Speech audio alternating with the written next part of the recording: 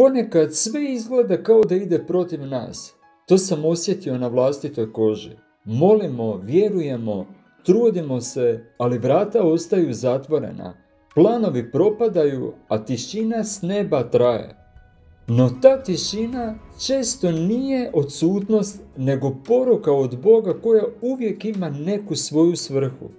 Ovo su 4 jasna znaka po kojima možemo prepoznati da nam Bog govori ne. Prvo, nedostatak unutarnjeg mira. Taj znak ste vjerojatno i vi nekad osjetili.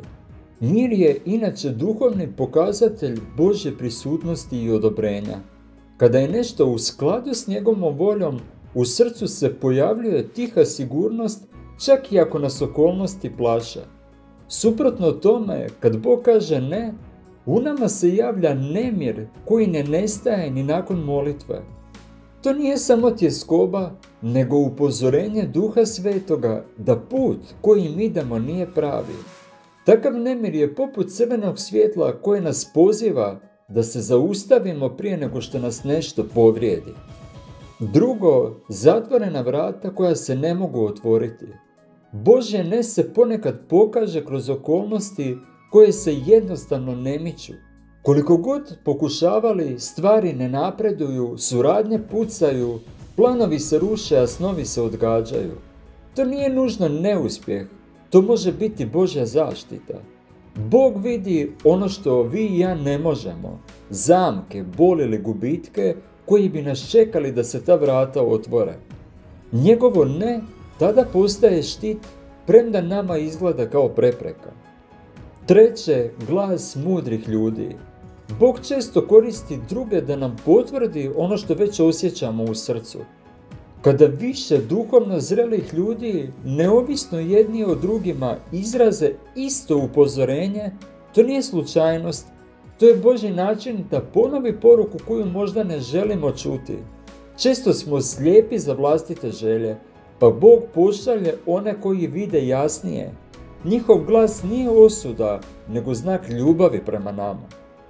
Četvrto, novi smjer u srcu. Još jedan znak Božjeg ne je kad nešto što smo silno željeli počne gubiti snagu u nama. Strast se gasi, a u srcu se rađa nova želja, mirnija, dublja, povezanija s Bogom. To nije slučajno. Duh Sveti često mijenja naše unutarnje usmjerenje prije nego što promijeni okolnosti. Kad Bog kaže ne jednoj stvari, on zapravo govori da nečem boljem što još ne razumijemo. Božje ne nije zatvoreni put, nego znak na cesti koji nas usmjerava prema sigurnijem smjeru.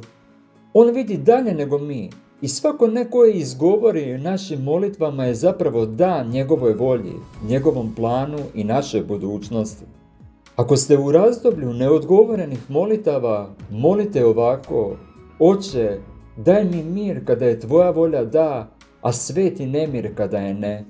Usmjeri me, zaštiti me i nauči me poslušnosti.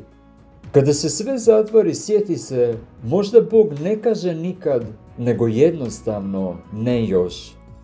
Ako vam je ova poruka korisna, ostavite nam like ili neki komentar koji vam je na srcu. Za više ovakvih videa pretplatite se na naš kanal. Bog vas blagoslovio.